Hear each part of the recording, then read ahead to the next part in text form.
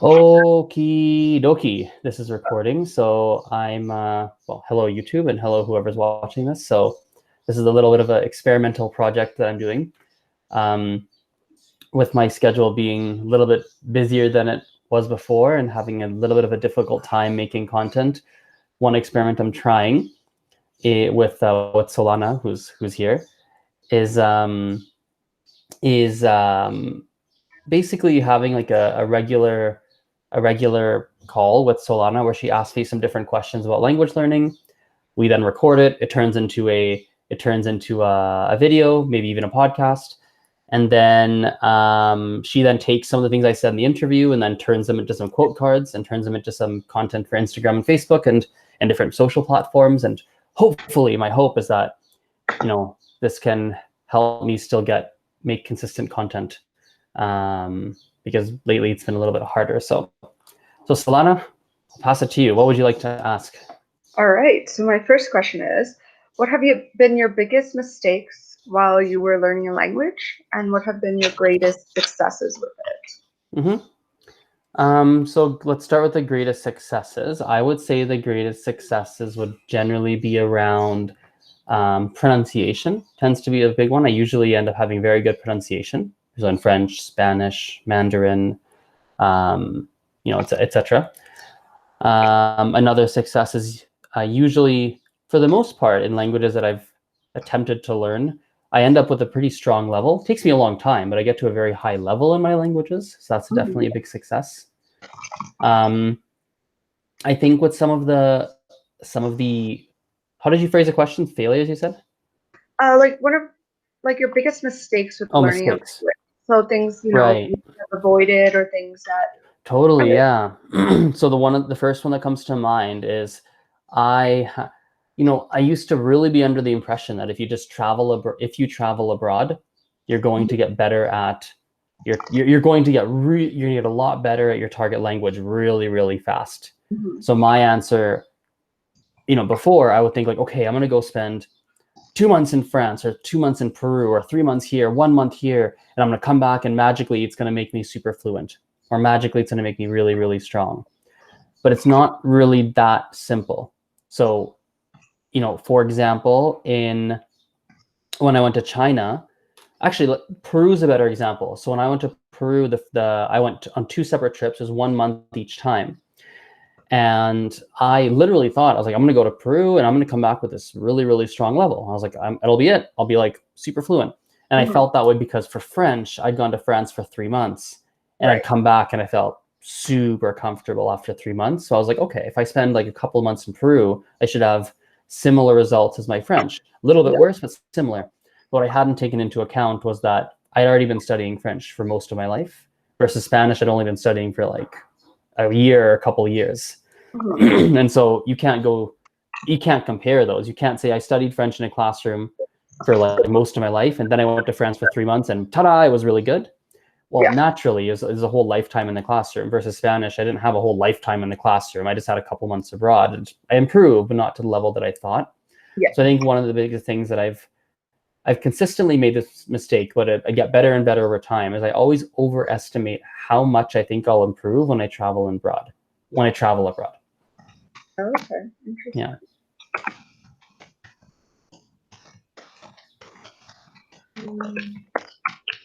And how were some of the how did you increase your fluency while abroad? Like, what are some tips that people can utilize so that they're still realistic about their goal, but they're actively working towards it? I've always taken classes when I'm abroad. Oh, okay. Yeah, I like classes. I think I like them a lot. I take a lot of classes. I'll take some group classes, some private classes. I take a bit of both. And that's always a big thing that I do. I especially like doing that when I'm abroad because the people you take classes with end up being some of the first native speakers that you meet, and they can help be a gateway. Maybe that's a good tip. When you take those classes, use your teachers as a gateway to meet other people and to get introduced to other things in the city that you happen to be in if you're traveling abroad. So that's definitely a big one. For example, I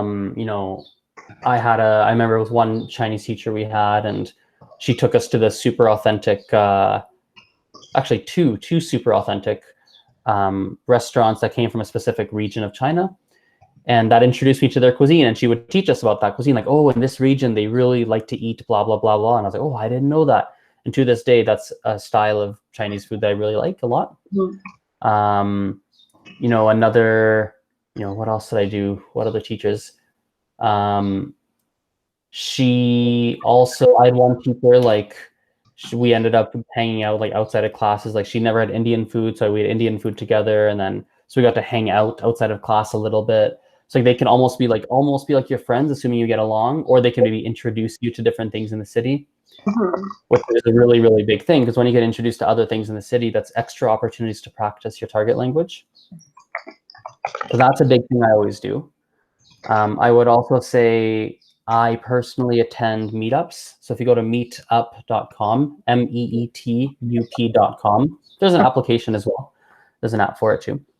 That app/website is really useful. It's a really, really useful tool to find basically what the website and app does is it has clubs for you to join, typically for free or for very low cost. And there's all sorts of clubs, hiking clubs and language clubs and board game clubs and all sorts of different clubs you can join. Mm-hmm. And so I would go to either language practice events, or sometimes I would just go to activities that interest me but have nothing to do with the language, but they're just interesting. Okay. So like my friend and I, well, we tried, didn't really pan out. We tried to go to a board game club, but I think we got the address wrong, or we messed something up, because the guy was like, what do you mean board game club? What are you talking about? We're like, isn't there one here? He's like, no. I was like, oh. But anyway, the thought was we're going to go to a board game club because that'd be a great way to practice, play board games with native Mandarin speakers, and that'd be so good. So that's a really good resource. Okay. Yeah, basically you want to, if you're traveling abroad, like the biggest thing you want to not do is lock yourself in your room, because that happens. It can be really overwhelming. Mm-hmm. And so you don't just want to lock yourself in a room and sit there. You want to do everything you can to kind of try and be out and about, whether it be in restaurants, whether it be, you know, here's another tip. I'd go to the same restaurants every day. Okay. Because then you get to know the servers, and you can talk, and you get more comfortable with the servers. Yeah, I would do that as well. So there's a few things. I mean, I could probably talk on that topic forever. Anything else I want to say on that? Maybe the last thing I'll say is, like, introverted people. Yeah. Not to say don't travel abroad. Not to say that, but understand that for an introvert, it's probably going to look a little bit different than for an extrovert. I haven't put enough thought into how you would treat it differently, so I don't have an educated answer for you. Okay. But maybe over time, like, I'll think on it and I'll have a better answer. But for now, I'll just say it's definitely different for an introvert than extrovert. Yeah, for sure. And I tend to be more introverted. And like you said, going to the same restaurant over and over again and kind of developing a relationship with the people there would be super helpful for someone who's mm-hmm. not comfortable just like meeting people all the time. Mm-hmm. So I think that's a really good one. Yeah, probably the teacher one's a good one too. So you get comfortable with the teacher and they can make the introduction. Yes, exactly. Because it's normally just about like time, right? For introverts, like giving mm-hmm. people some time to get to know others. So mm-hmm. I think that's super important. While we're talking about culture, you talked a little bit about how you have 3 different teachers because mm-hmm. you wanted different things out of them, including regionally. So how do you incorporate that into teaching? So do you ask that question again? So like when you do teach Spanish, or uh-huh. do you teach Mandarin? A little bit. Okay, yes. So when you do teach those languages, sometimes like in different regions, they speak slightly differently. So do you incorporate any sort of cultural aspects into your teaching, or do you sort of go with like conventional like languages? How do you incorporate that? Right. So I think what ends up happening is how I speak is how I speak. Okay. Because that's just like, especially in French and Spanish, especially like the way I speak is the way I speak. However, when I'm aware of different regional differences, I mention them. Okay. That's probably the simplest answer to that. I think it's important, like, I think as a language learner, it's important to, I think, maybe I'm wrong on this, but I wonder, especially as a beginner, if the regional differences are not your biggest concern. Actually, yeah. As a beginner, I don't think that's your biggest concern as a beginner. I don't think you should be worried about overly thinking about, like, oh, how do they say it in this region and that region and this region? And like, that's not your biggest worry, because you can barely even say, hi, my name is Azren. Your biggest concern is like, there's other concerns. Like, can you just learn the sounds of the language? Can you say a couple of things? Can you say please and thank? Can you say hi, for crying out loud? And then once you get more intermediate, advanced, or whatnot, then you can start to kind of think about, some of the regional differences. And many people actually don't, to be honest. Like, a lot of people don't like Spanish. Like, I know people that only really go to Mexico, and so they're learning Spanish. They're only really interested in Mexican Spanish because they're never going to go to whatever, Puerto Rico. They're never going to go to Dominican Republic. They're not going to go to these places. So it doesn't interest them. It doesn't matter to them. Yeah. That makes sense. All right. Let's do one more quick one, then I gotta take off. Okay.